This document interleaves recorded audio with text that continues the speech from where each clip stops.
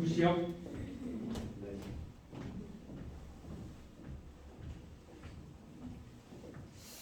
자, 그러면 제가 이제 사회복지가 제가 생각하는 사회복지, 그다음에 사회관리 어떻게 하겠다는 것들 큰 그림을 좀 말씀을 좀 드리고요. 그다음에 우리가 이제 전공심화 과정으로서 앞으로도 1년 반 정도가 남았는데 이제부터 자기만의 어떤 사회복지의 그림들을 좀 그려가셨으면 좋겠어요. 수업을 들으시면서 그런 어떤 내가 그린 그림에 어떤 많은 어떤 정보나 지식들을 넣어서 나만의 그림들을 만들어갈 수 있어야 됩니다. 그래야 저희가 이제 사회복지 기관 평가나 이런 것들 많이 나가보면 아까도 잠깐 말씀드린 것처럼 그냥 일상이 돼버린 거예요. 그냥 우리가 이제 나는 의사나 전문가라고 인정을 받는 이유는 뭐또 크게 얘기하죠. 첫 번째 전문가라고 하는 권위는 어디서 나오냐면 관련 법이 있어요. 의사들은 의사에 관한 법률이 있죠. 국가고시를 봐서 의사가 되죠. 간호사 선생님들도 그렇고 뭐 다른 행정사가 됐든 변호사가 됐든 뭐 의사가 됐든 이런 사람들 사법고시가 됐든 뭐가 됐든 보잖아요. 그래서 그거를 통과를 함으로써 저 사람들은 국가에서 인정한 자격시험을 통과한 사람이야. 그래서 흔한 말로 나보다 비교해봤을 때 똑똑해. 그래서 저 사람들이 하는 얘기는 들을만해. 라는 인정을 받는 거죠. 권위가 생기는 거죠. 그래서 의사가 이야기했을 때 보호자들이 그건 아니고요 라고 얘기하는 사람 없잖아요. 네, 그렇게 해주세요. 아니면 치료해주세요 하잖아요. 사회복지사 선생님이 얘기를 했을 때 클라이언트들이 네, 그렇군요. 네, 그럼 따라가겠습니다. 라고 이야기를 해야 되는데 그렇게 되려고 그러면 사회복지사의 권위가 생겨야 되는 거죠. 전문가로서의 어떤 위치가. 그러기 위해서 첫 번째가 사회복지사업법, 사회복지에 관한 기본법이 있죠. 법률적인 어떤 근거를 가져요. 두 번째가 이제 자격기준입니다. 네. 그래서 의사 시험을 전문의 과정을 통과해야 되죠. 그래서 일반이 뭐 전문의도 다 구별되잖아요. 네. 그래서 사회복지도 3급, 2급, 1급. 이제 사회복지사 협회에서 이야기하는 전문사회복지사 제도도 만들자라고 하는데 뭐 그런 건 언제 생길지 모르지만 하여튼간 논의는 되고 있습니다. 그래서 그런 어떤 자격에 대한 기준을 가지죠. 그래서 사회복지사 1급은 국가고시를 봐야 되는 거죠. 국가에서 시행하는 전문 자격 시험을 통과해야 사회복지사 1급을 가지실 수 있죠. 네. 그런 어떤 두 가지 조건. 세 번째가 눈 좀 마주쳐 주세요. 세 번째가 뭘까요? 권위를 가지는 부분들에 있어 사회적인 평판과 실천 가능한 어떤 규범들이 있어야 되는 거죠. 그래서 우리는 보통 사회복지사가 여러분 되셨잖아요. 2급. 사회복지사 자격증하고 뭐 받으셨죠? 하나 더 받으셨죠. 사회복지사 윤리헌장, 가치기준이 적힌 또 여러 가지 훈장들을 받으셨어요. 그래서 나는 사회복지사로서 어떠한 일들을 할 거고 어떠한 일들은 안 합니다. 이러한 일을 만났을 때 저는 과감히 노라고 내 양심과 기준에 맞춰서 노라고 대답합니다라는 가치기준, 윤리기준을 받으셨어요. 의사는 히포크라테스 선서하죠. 나는 의사로서 어떤 일을 하고 어떻게 하고 삶을 목숨을 귀하게 여기고 어떤 일을 하겠다라고 하죠. 모든 어떤 위협과 뭐가 있어도 나는 인간의 생명을 살리기 위한 노력에 최선을 다하겠다는 약속을 하죠. 간호사 선생님들은 나이팅게일 선서하죠. 굉장히 성스럽잖아요. 그래서 그런 분위기들을 만들어서 스스로의 어떤 자부심과 또 가치기준, 윤리기준들을 갖도록 하죠. 사회복지사 선생님들도 사회복지사의 윤리훈장과 가치기준을 갖고 있어요. 그런 것들을 통해서 사회복지사의 위험들, 권위들을 갖는 거죠. 그래서 사회복지기관이나 현장에서 사회복지사 선생님들이 이야기했을 때 또는 공공기관에서 일하고 있는 많은 사회복지사 선생님들이 클라이언트를 만나서 이야기를 했을 때 그 클라이언트 분들이 수긍하고 그러면 그렇게 하겠습니다. 그 도움을 저한테 주십시오. 아니면 어떤 것들 이용하겠습니다라고 약속을 기본적으로 믿음이라는 것들이 존경과 신뢰라는 게 깔려있기 때문에 그런 일들을 해나갈 수 있는 거거든요. 그래서 그런 것들을 갖추기 위한 방법으로서 사회복지사에 관한 과정도 이렇게 전문 과정도 있고 또 4년을 배워서 1급을 시험 보고 하는 이런 그 사회복지사업 기본법에 이런 기준들을 정해놓고 있는 거거든요. 그래서 그런 부분들이 우리 사회에서 꼭 필요한 부분들이다. 그다음에 그런 것들이 권위와 사회복지사로서의 어떤 그 일을 하기 위한 과정에서 꼭 필요한 부분이다라고 하는 거죠. 그래서 전문가로서 자리매김할 수 있는 어떤 기반들이 그렇게 갖추어져 가고 있다라고 하는 거죠. 그래서 여러분들이 전문학사 과정에서 2년을 공부하실 때랑 지금 이제 전공 심화 과정을 거쳐서 이제 1급을 시험 볼 수 있는 어떤 자격을 갖추는 과정에 있어서 뭔가 좀 다른 게 있어야 돼요. 뭐가 달라지나? 뭐가 다르죠? 걔랑 같은 공부하는데. 그리고 지금 전문 학사 과정에서 배운 과목들하고 과목은 다 똑같잖아요. 지금. 그죠? 달라진 게 있나요? 교양 과목이 조금 달라졌을 거고 전공 과목에서 뭐 조금 더 심화돼서 제목만 바뀌었지 내용에 있어서는 큰 틀의 차이가 없거든요. 그리고 여러분들도 공부해 보시면 아 이거 전에 배운 건데, 그죠? 근데 내가 기억 못할 뿐. 네, 그런 거거든요. 그리고 제가 또 말씀드리지만 굳이 책에 있는 내용들을 내가 다 외워야 돼?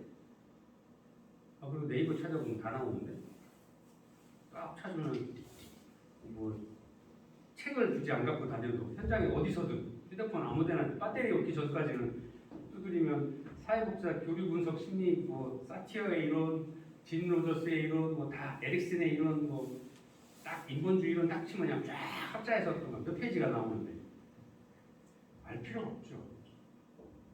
다만 제가 말씀드린 제 수업 과목을 공부 같이 하시면 아 이런 게 있구나.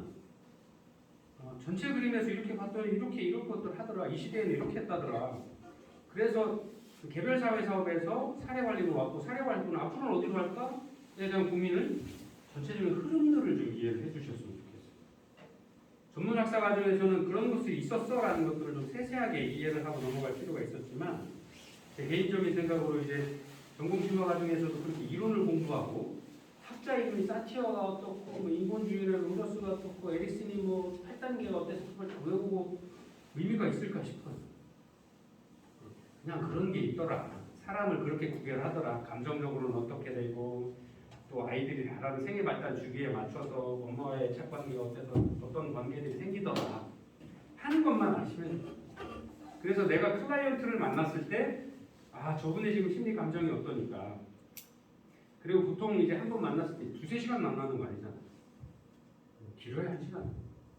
그러면 충분히 내가 가진 전문 지식으로 여쭤보고 그 사람들의 어떤 심리적인 정서적인 배경이나 어떤 다른 어떤 클라이언트로서 내가 알아야 될 기본적인 부분들에 대해서 알아보고 모르는 걸 그 다음 회기에 내가 이해 안 됐어. 이분이 그 에릭슨의 8단계 발달 이론에서 청소년기까지는 이해했는데 그 다음을 이해 못했어. 공부해서 이 회기 때 만나서 잘 조사해서 그분에 맞는 어떤 프로그램들을 계획을 하고 만들어가면 돼요. 누구나 실수할 수 있어요. 누구나 모를 수도 있어요. 아니면 딸딸딸 외워서 공부를 했는데 딱 그 사람만 만났을 때 아, 에릭슨이 얘까지는 생각했는데 에릭슨이 생각이 안 나네. 발달 이론이라고 했는데 8단계가 뭔지 몰라요. 안 날 수도 있어요. 그걸 굳이 아는 체 할 필요 없다 이거죠. 모르는 건 모를 수도 있어요. 인정하고 내가 잘하는 다른 부분들, 잘하는 다른 부분에 대한 어떤 시간들을 할애하고 그분 다음 회기할 수도 있어요. 굳이 모르는 걸 아는 체 하면 그때부터 뭔가 문제가 생겨요. 제가 상담 현장에서 아니면 우리 새로 오신 많은 상담사 선생님들하고 이야기를 하면 그 다음에 클라이언트에 대해서도 이렇게 같이 이야기를 해보면 슈퍼바이저로서 이야기를 해보면 오히려 슈퍼바이저와 클라이언트가 상담사의 심리 상태를 다 알아요. 쭉 앉아서 이야기하면 저 사람이 나랑 정말 나한테 관심을 가지고 물어보는지 아니면 직업으로 대하는 건지 왜 사회복지사의 권위에 대해서 말씀드리고 전체적인 그런 그 개별적인 어떤 지식보다는 통합적이고 통합적이고 좀 체계적인 지식들을 좀 우리가 쌓아 나가야 된다. 그래서 내가 그동안 전문학사 과정에서 갖췄던 이만큼의 틀에서 틀만 갖춘 게 아니라 그 틀마다의 살을 좀 채워 넣어야 된다라고 말씀을 드리는 게 실제로는 현장에서 다양하게 이루어지고 있는 많은 부분들이 그러한 어떤 기본적인 전문직이나 가장 기본적인 거에서 차이가 나기 시작해요. 그래서 어느 날이가 사회복지사 졸업을 할 때 나이팅게일 선수에서 그 성스러운 분위기에서 촛불 켜고 나는 나이팅게일의 어떤 정신을 이어받아 훌륭한 간호사가 되겠습니다 하고 정말 열과 성을 다해서 그런 것이 되리라 그렇게 살아가겠다라고 다짐을 했는데 현장에 나와서 간호사 생활 매일 수술방에서 빨간 피 보고 칼 들고 매일 이러고 다니면 주사 하나 놓고 하면 그 혼자는 잃어버려요. 길어야 한 달? 더 짧으면 이틀이면 지나갈 수도 있어요. 일상에 지쳐서. 사회복지사는 똑같아요. 일상에서 나보다 못한 사람 아니면 뭔가 부족하고 막 행패 부리고 아니면 성폭력 피해자, 가해자 뭐 이런 사람 계속 만나면 간접적인 어떤 내가 성폭력자인가? 가해자인가? 피해자인가? 나도 정신적으로 문제가 있나? 라고 느끼게 돼요. 그러면서 일상에 배웠던 어떤 스킬들을 그대로 써요. 클라이언트가 바뀌어도 아니면 케이스가 바뀌어도 또 다른 문제를 이야기하고 있음에도 계속 입장 아 그렇군요. 네 이해합니다 라고 하지만 정작 머리로만 이해하지 가슴으로 이해하는 거예요. 그러다 보니까 클라이언트가 그 다음부터는 압구 형성이 되다가 안 돼가지고 계속 수박 겉만을 가요. 정작 수박에 뚜껑을 열고 빨간 살을 먹고 그 안에 있는 씨를 뱉어낼 수 있어야 되는데 수박 겉만 보고 상담사한테 수박 속이 어떻다고 이야기를 안 해줘요. 그리고 10팩이 지나가요. 그러고서는 겉으로는 상태가 좋아져서 가요. 그러면 이제 상담사 선생님은 이 케이스는 목표했던 10팩이 안에 상담도 다 끝냈고 클라이언트의 상태도 아주 훈련됐습니다라고 하지만 일정 기간 지나서 모니터링 검사를 해보면 클라이언트는 더 나빠졌어요. 타성에 젖는다고 우리 그냥 흔히 이야기하는 매너리즘. 그래서 늘 전문가들은 스스로를 돌아볼 수 있어요. 스스로 교육도 받고 스스로가 자세가 어떤지 마음 상태가 어떤지 그런 것들을 스스로 슈퍼바이징도 받아보고 클라이언트와 만나서 만족도도 직접 해보고 그다음에 실제 변화들이 어떤지 동료들과 이야기하고 그 다음에 가장 좋은 거 저는 저희 직원들도 그렇고 이야기 동료들끼리 모여서 점심 때 편하게 그 다음에 제가도 일주일에 한 번이나 두 번은 제가 차를 좋아해서 차 딱 놓고 다 앉으세요 그래서 같이 차 먹고 아무 이야기도 없이 그냥 1시간씩 떠들어요. 잡담하고 그러면서 자연히 중에 일 얘기도 나오고 아니면 클라이언트 누구 얘기도 하고 또 누구 뒷담화도 하고 없는 사람 욕도 좀 하고 그러면서 상담자들의 아니면 우리 작업자 아니면 우리 같이 일하시는 분들의 마음을 편안하게 해주려고 해요. 내가 편해야 클라이언트를 편하게 만날 수 있어요. 그리고 그렇게 편하게 만나는 과정이 클라이언트가 다 알아요. 나도 사람이 제가 지금 잠깐 가슴이 아픈 것 뿐이지 그 가슴이 일부만 아픈 거지 가슴 전체가 아픈 건 아니거든요. 나머지 부분 정상 활동하고 있거든요.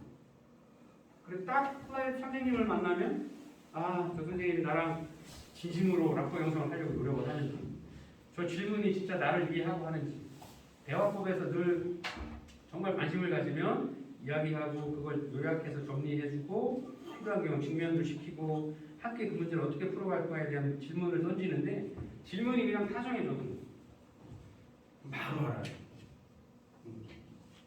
그런 것들이 꼭 현장에서뿐만 아니라 학교 수업 과정에서도 좀 충실히 경험을 하셔서 그런 것들에 대한 경험들을 좀 많이 하셔서 앞으로 이제 2학기가 끝나고 내년에 1년 더 공부할 때는 진짜 이제 이렇게 지금까지 3년 동안 배운 것들을 꽉 자리를 잡고 그 안에 작은 살들을 대일하게 좀 꼬박꼬박 좀 채워서 정말 훌륭한 사회복지사로서 자리매김할 수 있도록 준비를 하셨으면 좋겠습니다. 자, 제가 아시는 분은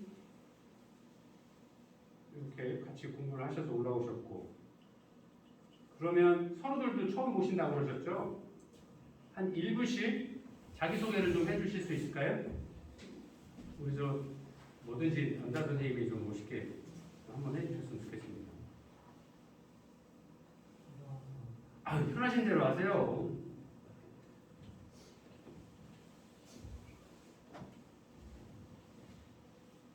이승우 선생님이시죠?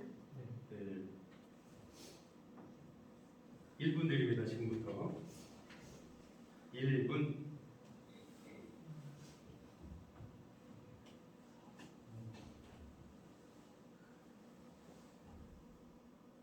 이따 할까요 그러면? 그럼 우리 저 김소민 선생님부터. 너무 좋죠. 전현주 선생님이신가요? 네. 그럼 전현주 선생님부터. 1분이 안 길어요.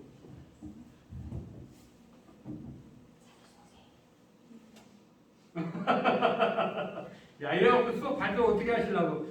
저 그러면 우리 저 이옥화 선생님부터 할게요. 옥화 선생님부터. 안녕하세요. 이옥합니다. 한국에 온 지는 5년 됐고요. 6년 됐고요. 3학년 입학하고 공부하고 있습니다. 재밌으신가요? 네. 행복하신가요? 네. 네. 아유. 남은 시간도 좀 행복하게 공부하셨으면 좋겠습니다. 우리 김철희 선생님. 안녕하세요. 지금 3학년 재학 중에 있는 김철이에요. 한국에 온 지는 6년 차고요. 지금은 직업은 백수예요. 백수. 공부하는 데는 좀 많은 게 좀 부족하고 이해하기가 많이 힘들지만은 따라가려고 애쓰고 있는 편이에요. 앞으로 잘 부탁드릴게요. 네, 반갑습니다. 자, 우리 전현주 선생님. 아유, 이게 안 좋아요. 저쪽에 저 다른 학우분들이 전현주 선생님을 알 수 있도록 크게 말씀해 주세요. 저는 전현주 선생님 알을 것 같아요. 이제 딱 매일 보니까 아까 갔으니까 오늘 몇 시간. 안녕하세요. 전공심화 과정 1학년 대학생인 전현주입니다. 네, 직업은 백서문화대학교에서 실습 조교 하고 있고요. 일단 공부는 아직 많이 어려운 것 같아요. 잘 부탁드립니다. 네, 고맙습니다. 자, 우리 수빈 선생님. 안녕하세요. 저는 전공신화 1학년 과정을 하고 있는 김수민입니다. 저도 앞에 이야기해 주셨던 분이랑 같은 사무실에서 저는 행정조교를 일을 하고 있어요. 그래서 만약에 전공신화 팀에서 하지 않는 수업 같은 거는 저한테 전화 주시면 제가 안내해 드릴게요.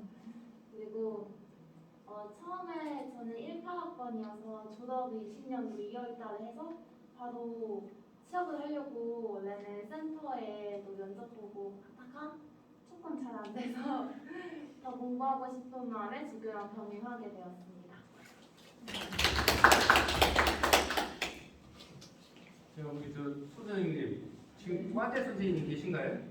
카드는 저희가 없어요. 오늘 또 올까요? 네. 우리 손양숙 선생님. 네, 저 얼굴 좀 봐주세요. 아, 반갑습니다. 저는 직장은 22년째 한 직장에서 하고 있고요.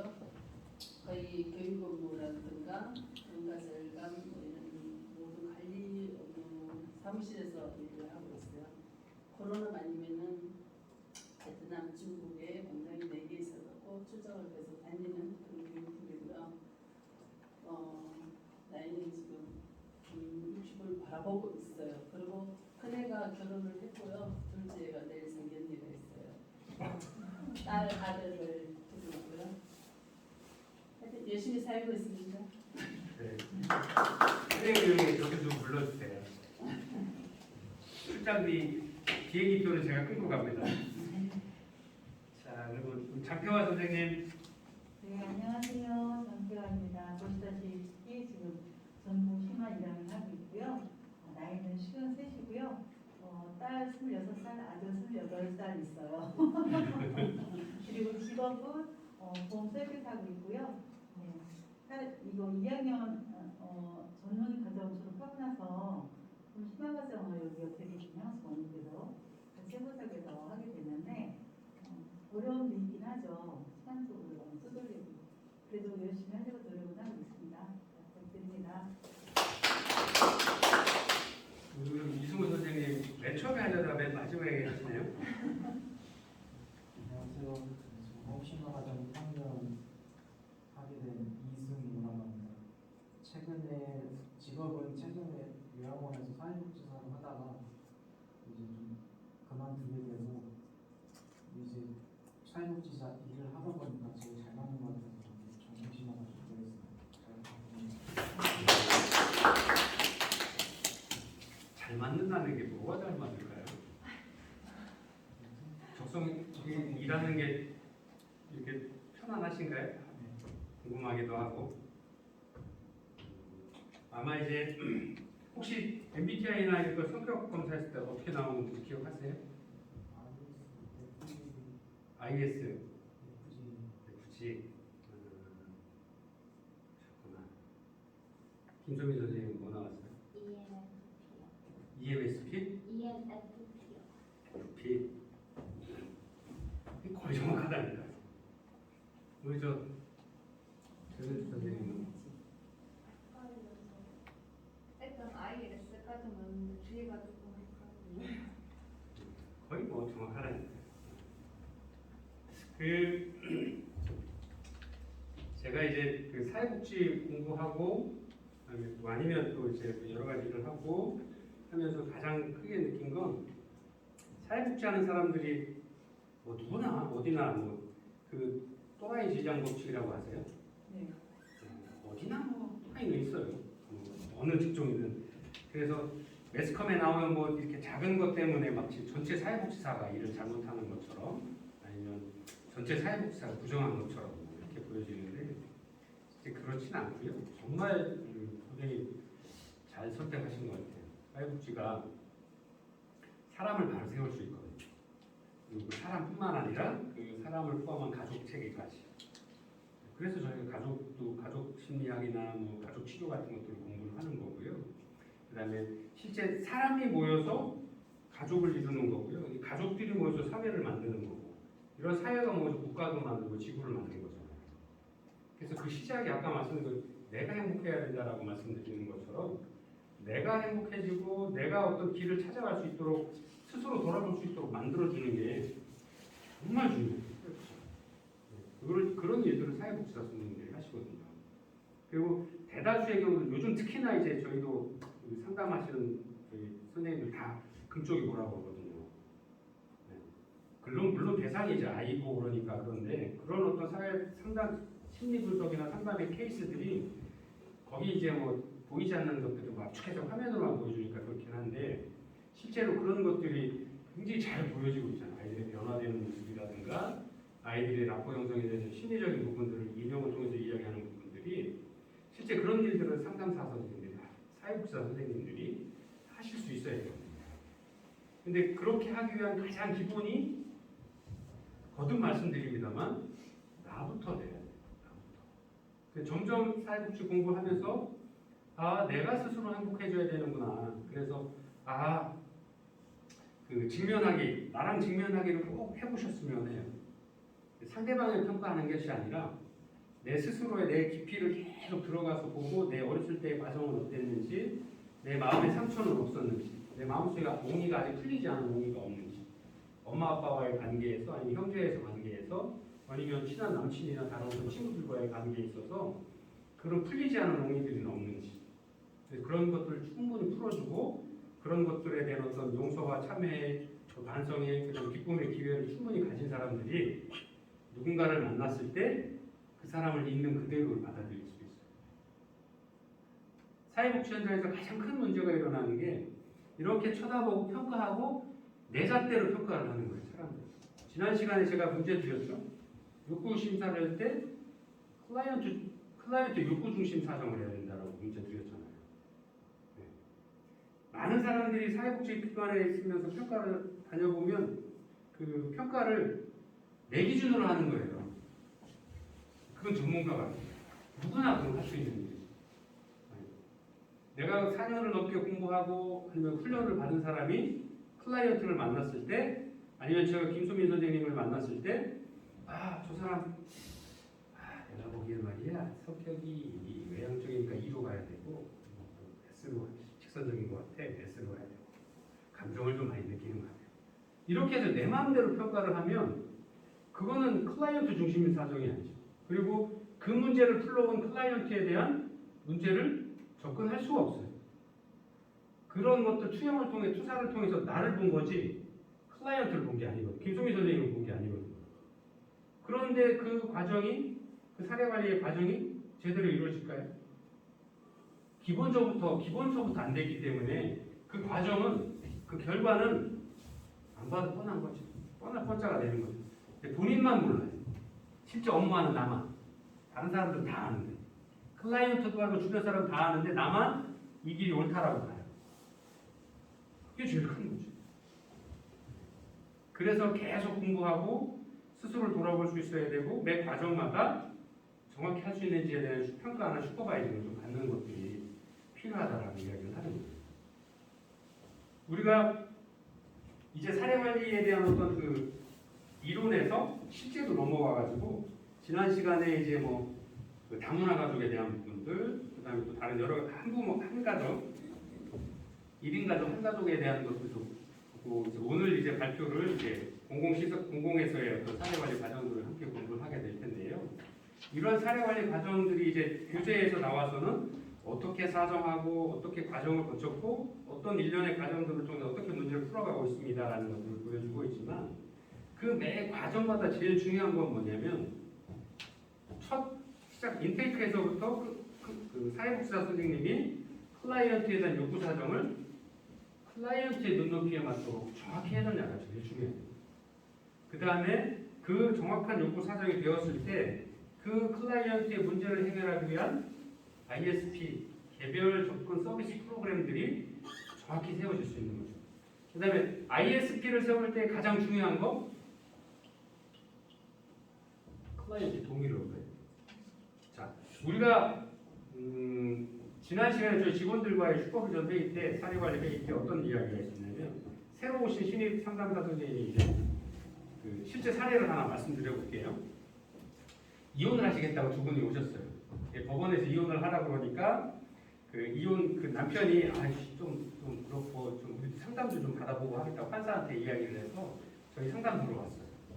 두 분이 이렇게 처음에 등대고 이렇게 앉으세요. 앉으세요. 그러고 이렇게 남편은 이렇게 보고 여성분은 이렇게 보고 이렇게 이래서 앉으세요.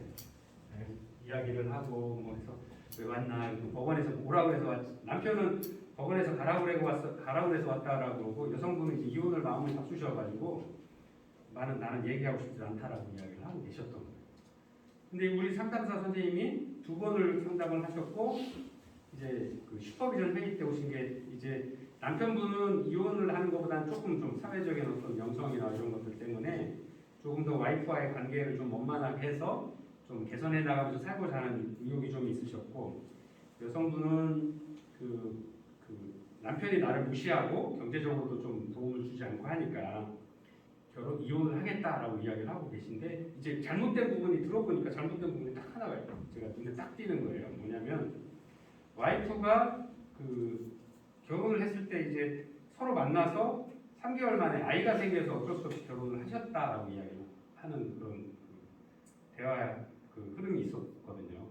그래서 그렇게 결혼을 하고 남편이 돈을 뭐 많이 버는 줄 알고 경제적으로 여유가 있는 줄 알고 했는데 이제 보니까 이제 그런 부분들이 많이 차이가 나기 시작을 했던 거죠.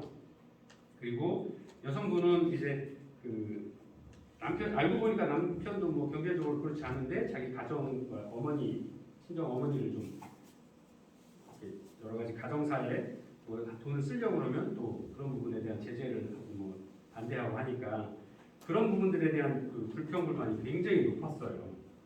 그래서 가장 큰 그 불평 남편과의 어떤 다른 생활들 문제들보다도 경제적인 부분과 자기 처가에 어떤 선물을 하거나 아니면 추석이나 명절 때마다 가는 거에 대한 불평 불만이 많아서 그런 거에 대한 불평 불만이 많았거든요. 근데 이제 그런 것들을 초기 상담사 선생님이 잘 짚지 못하고 그냥 문제 해결의 방안을 여성분은 이혼을 원합니다. 남성분은 이혼보다는 그냥 조금 더 대화를 하길 원합니다. 이렇게 딱 해놓고 그렇게 해서 상담을 포커스를 맞춰가시고 계시는 중이더라고요. 그래서 이게 이제 아직 미혼이고 아직 좀 너무 젊으시니까 부부관계에서 생기는 다양한 어떤 갈등에 대한 경험도 없으시고 이해 폭이 작다 보니까 그런 것들에 대한 것들을 대화를 하고 있었음에도 많이 놓치고 계셨던 거죠. 그다음에 일부 이렇게 보니까 남편이 학대인 거예요. 경제적으로 학대인 거예요. 예를 들어서 생활비를 가정의 생활을 꾸려나가서 예를 들어서 뭐 200만 원이 300만 원이 필요하잖아요. 그럼 그거는 줘야 되는 거죠. 근데 남편이 돈을 번다라고 하는 어떤 그런 이유 때문에 뭐 이렇게 좀 좋으면 또 예를 들어 200만 원 주고 좋지 기분 나쁘면 100만 원 주고 뭐 이렇게 하는 것들도 실제로는 가정 내에서 학대인 거예요. 경제적인 학대. 근데 그런 거에 대한 부분들을 좀 분명히 짚어야 되는데 그런 문제점들에 대한 것들을 좀 제대로 그 초기 상담사 선생님이 못 짚어주니까 그다음에 클라이언트의 어떤 욕구들을 정확히 이렇게 대화를 통해서 상담을 못 짚어내니까 자꾸 그 두 분에 대한 어떤 대화가 그 상담의 내용들이 자꾸 이렇게 옆으로 새는 거예요. 왜냐하면 클라이언트의 정확한 요구 사항들을 정말 캐치해내지 못하니까 그 후에 3기, 4기 가는 과정들이 상담의 내용들이 자꾸 수박 겉만 넣는 거예요. 그러다 보니까 두 분 관계가 이야기를 하면서 그동안 상담하는 과정들에 안 좋았던 기억도 계속 얘기하시잖아요. 그러니까 그것만 계속 되뇌이니까 점점 더 이렇게 거리가 좀 더 멀어질 수밖에 없게 되는 거예요. 상담을 하는 이유는 그런 것들을 풀어내고 그래서 그 결과가 뭔지를 보여주고 그 원하는 게 뭔지에 따라서 그거를 어떻게 반응할 거냐에 대한 것들을 반응하는 방법들이라든가 어떤 여러 가지 길들을 보여줄 수 있어야 되는 거죠. 초기에 시작을 잘못해 놓으니까 사정을 잘못해 놓으니까 그 접근해 나가는 방법들에도 여러 가지 문제가 보이고 그런 부분들 때문에 저희가 이제 사례 관리를 주기적으로 하고 그다음에 초기 사례 신입 상담사들에 대해서는 그 경험 있는 과장님들이나 아니면 다른 부소장들이 매번 케이스마다 케이스 보고를 해서 상담에 대한 지시나 어떤 내용들을 같이 공유하도록 하는 거예요. 우리가 이제 사례 관리를 공부하면서 여러분들이 많이 제일 그다음에 또 제가 강조했던 부분의 하나가 뭐냐면 클라이언트 욕구 중심 사정 그다음에 시작이 사회복지사가 있어야 될 위치가 클라이언트가 있는 그곳에서 시작해야 된다라는 거예요. 우리는 전문가로서 우리에게 어떤 문제를 가지고 그 문제를 해결하고자 찾아오신 분들의 함께 있어야 된다. 사회복지사가 설 자리는 나는 전문가야, 나는 책상에 이렇게 높은 데 앉고 거기 앉으세요. 경찰에 조사받는 것처럼 그렇게 대하는 게 아니라 내가 사회복지사이기 때문에 사회복지사가 있는 그 자리에 같이 앉아야 됩니다. 여러분들 생각나시나요? 한 10년 전에 패밀리 레스토랑이 한국에 처음 들어왔을 때 생각나세요? 요새 주문하면 이렇게 눈높이 맞춰서 이렇게 주문 이렇게 하는 것들은 흔히 보이죠. 패밀리 레스토랑이나 이름난 집에 가면 전에는 우리나라에 그런 거 없었죠. 주문하세요. 메뉴판 던져주고 띵동 누르면 왜 주문 그러고 갔죠. 그래서 음식 갔다 오면 툭 던져주고 그래요. 그러나 외국의 많은 프랜차이즈 식당들이 한국에 들어와서 가족들 패밀리 레스토랑 오면 이제 서 있는 게 아니라 무릎 꿇고 앉아서 아이들 손님들의 눈높이에 맞춰서 메뉴판 갖다 주고 어떤 거 주문하실게요 도와드리겠습니다. 그러니까 앉아서 이런 건 어때요? 물어보면 그 메뉴에 대해 설명해주고 맵게 짜게 덜 맵게 다 표시해놨죠. 그렇게 주문을 받았어요. 그러니까 한국 사람들이 그동안 받았던 서비스와는 전혀 다르죠. 야, 그리고 외국 애들이 그래 낫다니까 우리보다. 앞으로 한국 시장 안 가. 외국계 패밀리 비싸도 야 이거 돈 쓸만 나네. 돈 쓸만 하네 하고 다 글로 가신 거죠. 뭐가 다른가요? 한국에 그동안 해왔던 서비스와 눈높이 맞춘 차이가 있어요. 클라이언트가 있는 곳에 찾아가서 무릎 꿇고 눈높이 맞춰서 우리가 가진 서비스는 이런 게 있어요. 우리 상담소에는 여러분이 이혼하시려면 이혼도 도와드립니다. 만약 이혼 안 하실 거면 상담을 통해서 이렇게 부부관계 좋게 만들어드리는 프로그램도 있습니다. 그리고 그 과정 중에서 아이를 양육하는 게 문제가 되니까 가족이 함께 와서 하는 프로그램도 있습니다. 아이에 대한 상담도 해드립니다. 설명을 다 하고 클라이언트가 고르도 지금 당장은 저 사람하고 나하고 우리 둘이만 상담해 주세요. 상담 찍고 그 다음에 그 상담하면서 필요한 상담들을 연결해놔. 클라이언트의 눈높이에 맞아야 돼. 우리가 전문가로서 위용을 가지고 권위를 존중받으려고 그러면 우리가 먼저 클라이언트를 존중하려고 하는 자세가 되어 있어야 된다고 하는 거예요. 그 후에 사례 관리에 많은 그 스킬들이나 기술들은 그 기반 위에 쌓여야 돼요.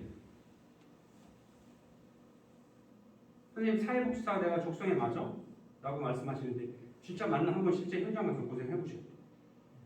막 그 요양보호사 하시는 분들처럼 어른들 뒤치다 표현이 좀 그래서 죄송합니다만 어른들 뒷수발도 좀 들어보시고 또 막 그 사회복지사 선생님한테 불평 있어서 막 와서 막 컴플레인 하시는 분도 만나보시고 다양한 경험을 통해서 아 사회복지사가 어떤 일들을 하는구나.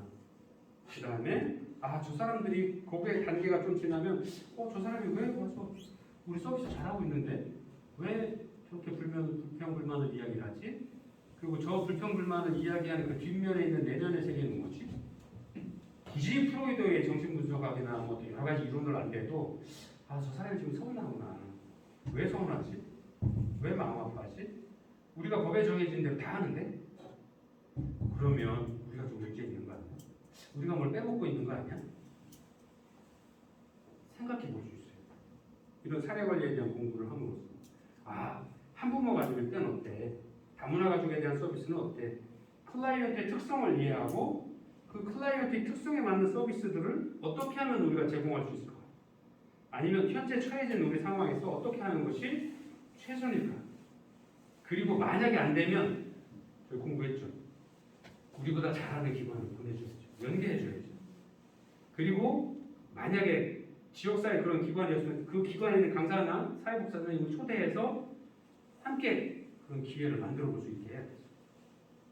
그래서 꼭 굳이 고집하고 내가 천상천하 유아독존 최고야가 아니라 나는 내가 할 수 있는 일이 요만큼까지 있어. 이 분야는 내가 전문가야.